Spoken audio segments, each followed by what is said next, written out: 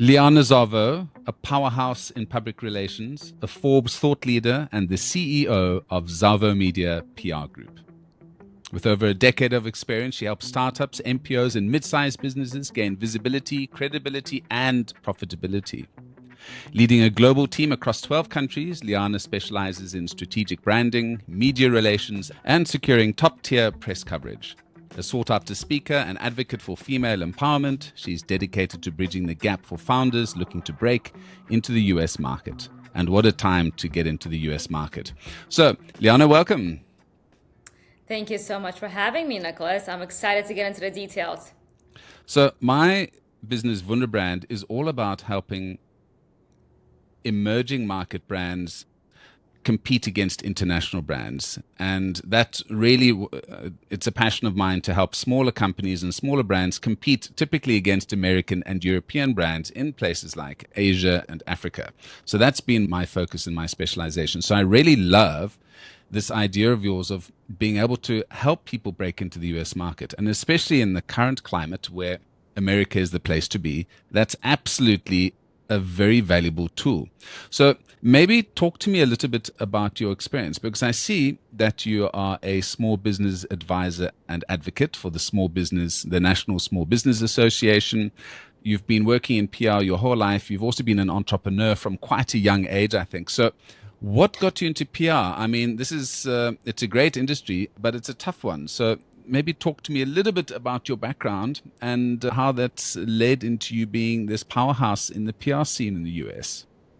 Yes, Nicholas. So thank you for having me again. I think it's so important to touch on that topic where focusing on entrepreneurship in the American market helped me gain better insights of what I can do for others globally. So how I got into PR was a very interesting endeavor. First of all, thank you for saying all my life. I have not been all my life in PR. Actually, for the past 10 years, I would say, I have my company for the past 8 years. But I broke into PR because a woman discovered me. And I've always wanted to be a storyteller. I've always wanted to take your message to the public. I've always wanted to find ways to brand you, elevate your presence. And I just had a summit yesterday in New York City. It was a fabulous place to be where you learn about PR, branding, and how you can be empowered by each other with your brand and your stories. Talking about my journey, how I got into it, it was not by coincidence. I actually wanted to get into it, but I had to go through hurdles. And so when I was discovered by this woman, I was hired as a consultant, but I had a concierge firm, a styling concierge firm before. And when she saw how I made people feel by what they wore, she wanted me to make her clients feel the same way. So a brand is how you make people feel, right? It's how they remember you. So I already had that sense when I had my concierge company. And when she hired me for her firm, her skincare line, to be a consultant, so everything just kind of, went the right way for me because I've always wanted to be in PR. She introduced me to a PR agency in New York City. They hired me as a consultant and I gave them an ultimatum. I said, look, I would love to have a PR agency myself and I need to know the ins and outs of PR. So they taught me everything they needed and I brought them high net worth individuals. And then I decided after working for about 6 years, 7 years, I said, you know what, now I want to go global. So now I'm in 12 countries. And the reason why I wanted to go global is because, first of all, I was born in Russia, former Soviet Union, immigrated to Austria, Vienna. I know the lifestyle of European lifestyle. I admire other cultures and I wanted to learn more about them. For me, it's important to have an idea and a focus on branding, not just in the American market, but how can I merge these two worlds together? How can I help international founders as well? Because there's nothing like having credibility and visibility in the American market. That gives you really high credibility. If your business has been featured in top tier publications in the American market, right away that's your profitability. So that is what I love to do. I bridge the gap for founders and being an advisor as well. As you mentioned, small business as a nonprofit organization where I represent small businesses. And it's more of a lobbying and I lobby for these small businesses in the White House. So for their rights, for what they have to, if a legislation has been passed and we need to kind of go ahead and find ways to throw other ideas, then they send me, for example, and others, business advisors, where we can help other ways of approaching the business and perhaps even vouching for their ways and their rights. So just giving them more rights as a business, small business owner. So that's a heck of a lot of things that you've done. And you've obviously gone from selling skincare products to selling businesses to the rest of the world, which is very inspiring. But let's go back to the basics of PR and branding quickly, because a lot of people think PR is only for rich companies. It's for companies that have got big advertising budgets and are now wanting to just have their CEO in front of the market. How would you challenge that and say what size business should use PR and why should you use PR versus doing an advertising campaign where you're paying money to a newspaper or a television channel or social media ads? Great question. So, first of all, I want to dispel the myth that PR is only for big organizations. I have a lot of business thought leaders who are, they have a small firm that they're running. They would rather prefer PR over advertising or marketing.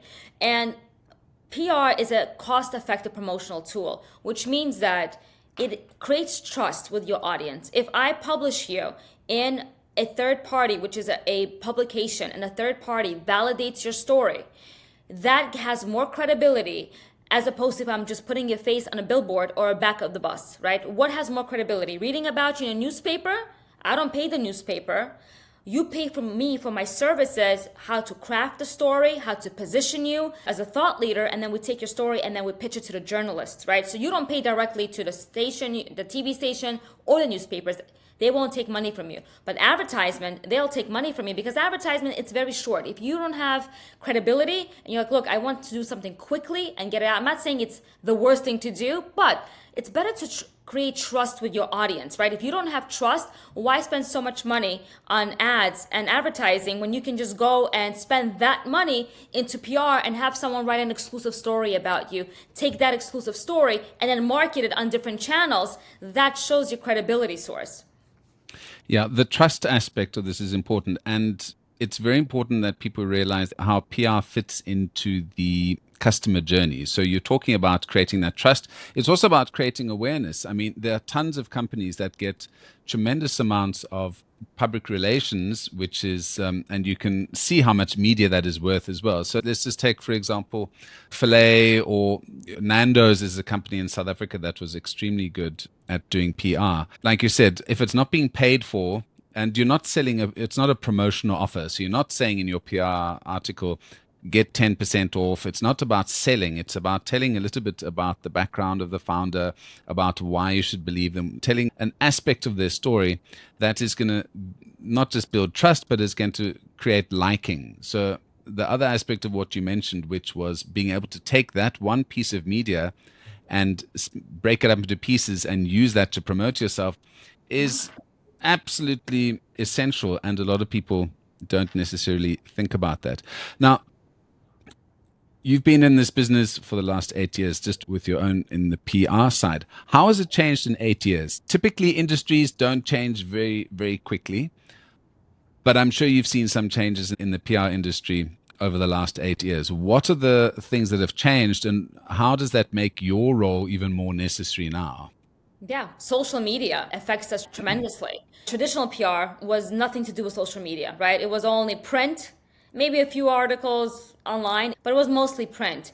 When I started 8 years ago, I didn't see a wave so much of social media concept because the communication has to be cohesive on your social media as well. But because of AI and everything that's taking over, we need to move quickly with our messaging as well as publicists, making sure that what we're saying in the press is also in the media, which is the social media aspect. So AI has definitely rapidly increased messaging for us and video content. 89% of brands founders are aligned with brands who have video content. So if you don't have video content, brands won't find you relatable in any way. You have to be relatable by creating video content. Before, 8 years ago when I started, nobody cared about video content. They just put their pictures up there or didn't even do social media. But after COVID, people doubled down on social media, especially founders and organizations, because they know the leverage it can bring. If you don't have a great presence on your social media, it's very hard to do PR for you because Then I have to get into the whole branding aspect, which I do as well. So if you just tell me do PR for me without the branding, it's very hard. I got to brand you on your social media channels, make sure your message is there. I have to brand your message before we get you into PR. So I always say, make sure your LinkedIn is great. Make sure that you're posting on LinkedIn and commenting and collaborating with others, because that's part of PR. A lot of the things that you mentioned exactly can be done by PR. I can have a great press release written on ChatGPT. What value do you bring to the table? Because we've got AI, which can write press releases. We've got all of these social media channels. What is the special sauce that Liana brings and your team brings to people who want to get their message out there? Absolutely. So what PR does, press releases is great, but it's not PR.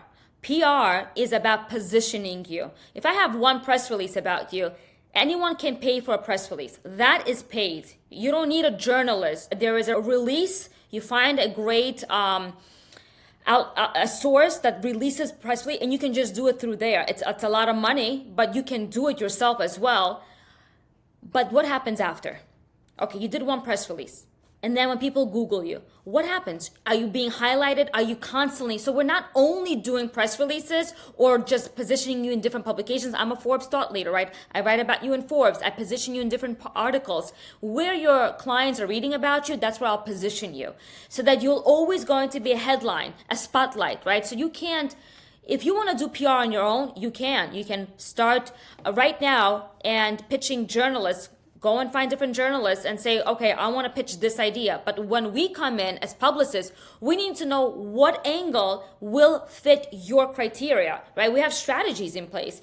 You will be positioned differently than someone else in your same industry, right? So I have to make sure you stand out from the crowded marketplace. In addition to PR, I bring in the branding aspect. So I work on your personal brand. And we spoke about the 21-day personal branding challenge. That's what I do for my clients. I have to hone in on your messaging. What messaging are you bringing out there so that people think of you not just, okay, you show up once, you talk about it, but on a consistent basis. It's authentic, there's value proposition, and there's authenticity in what you say. And authenticity is something that's not really talked about, right? How is your message resonating authentically so that you're transparent, that you create an emotional connection so people buy from you? Because people buy from other people based on one thing, the emotional connection you build with them.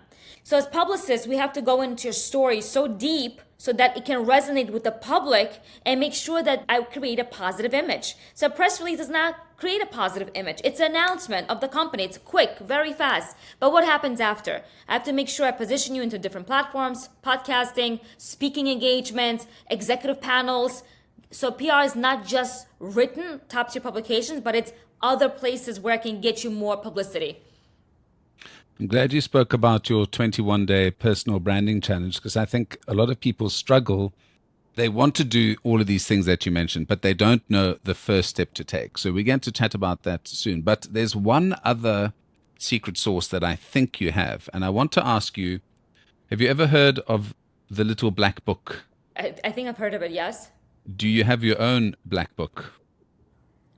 Well, of course, I wrote a book. I don't know, like those tips. I wrote a book myself. Okay, so this is a term that is used specifically for PR folks, which is you have your little black book with all of the right contacts, with all Oh, of the right, people that you want to. right. I call it my pink book, but okay, if you Your want to pink call book. it Okay, black, the names have probably changed. So your pink book, that for me is a secret sauce. Talk to me about your pink book. you'll never get my contacts because that's what you pay me for. I save time for Exactly. founders so that you don't have to go through all that. So if you are doing well and you have no time to do it yourself and you want to delegate, then I take you more seriously. Because look, as a CEO and business owner, who has time to do so much, right? You can hire someone in-house and say, look, pitch this one, this one, this one. And But do what will you know happen? it takes a very long time? Or how long does it take for you to get on TV? So I have all these contacts. That's why I'm so, you know, my prices are not cheap because I have those contacts and I give you deliverables every month. I don't stall time. A lot of PR firms will say, well, not this month. We're still waiting for the journalists to get back. I always make sure you get deliverables because time is of essence, and I have to make sure that your message is always out there in the public somehow. So it's important. My pink book, it belongs to me and only me. And yes, I won't even sell it for $1 million, I promise you. Yeah. So, yeah, the little pink book. I love it. So, I think that should be the title of one of your books that you write, Liana, your little pink book. Now, you're talking about PR. Talk to me about how important your personal brand has been, because you've mentioned the 21-day personal branding challenge. How many of those tips and tricks do you actually use yourself? Oh, all of them. Oh my God. It's always evolving. The thing is, because I'm evolving so much with my personal brand, a year ago, I never had events on that capacity, a big scale. Like I throw events, I don't know if you've ever been to New York City, but in the heart of, on Fifth Avenue, 51st Street, that's where I'm recording from right now. I have events here every 3 months because I'm thinking to myself, my personal brand needs to bring more value. Personal brand, needs to connect with others on an authentic level. What can I do? All right, let's go and create events. Let's bring everyone together. Let's have panelists speak about how they position themselves. So I'm always thinking outside the box. How do I take my personal brand to the next level? My second book is coming out next year. I got into more podcasting. I released my podcast show. It's called Unleash the Story Within. So I'm always evolving. If you're not evolving, then you know what? You're not doing the right thing. The media landscape is so saturated right now. If you're not going to be on top of it, you just be another number. So how do you stand out? Tell your story authentically.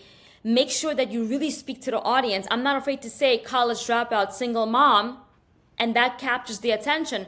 Oh, and then what happened to you, right? So be authentic and make sure that you bring value. And that's what a personal brand is all about. And that's what I teach in my 21-day personal branding challenge. Everything that I learned, I will give you that. So, I don't want to give away everything about your 21-day personal branding challenge, but where can people find this? And I mean, it takes 21 days, but it's something that you're going to use for the rest of your life, right? Yes. So I first started this in January, right? 50 people joined. It was an amazing way to kick off your brand. It's every month now. So I have such a demand. It's Eventbrite. If you go under Eventbrite, under Liana Zavo or Zavo Media, Eventbrite has all of my events. The other event that I have there is Media Bootcamp. Everyone needs to know how to speak in sound bites. When you're speaking on TV, when you're speaking on a podcast, how do you speak in sound bites? You're not a novel, but you get to the point quickly, you make it exciting, you capture their attention. That's what it is. I also have a CBS TV anchor that is with me on this program, Bootcamp, for 2 days, where we hone in your storytelling, your narrative, and how to make it very buzzworthy. I love it. And the sound bites are what everyone is looking for. Liana, it's been a rapid fire session. And I mean, I'd love to talk to you longer, but I think we've covered so much in a short amount of time. I've got lots of sound bites that I can use. So I can see, again, you're practicing what you preach. So this has been Liana Zavo. And yeah, I'm a big fan of PR. I prefer it to advertising in a whole bunch of ways. You can do such fun things with it. And it gives you an outsized return on investment versus adverts and social media posts where who really knows what's going on. So for those of you interested, go and check out the 21-day personal branding challenge and all of those other marvelous things that Liana has spoken about. And Liana, if I can just say thank you. It's been great chatting to you. It's been an honor. Thank you so much. And you're all the way from Norway. I'm so excited. Thank you. I love when others from other countries reach out to me. So it's been an honor. Thank you. I really do appreciate your comments. So why not go and watch this live on YouTube or go to my website, kuhne.no. That's kuhne.no for more information.